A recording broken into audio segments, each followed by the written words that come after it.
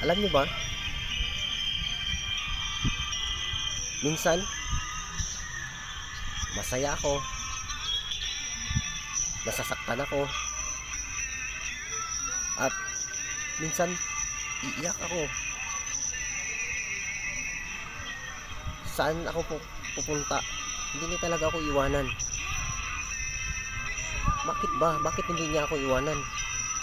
Saan ako tutungo? Andun siya. Ayaw niya talaga akong iwanan. Huy, problema. Iwan mo naman ako, please lang.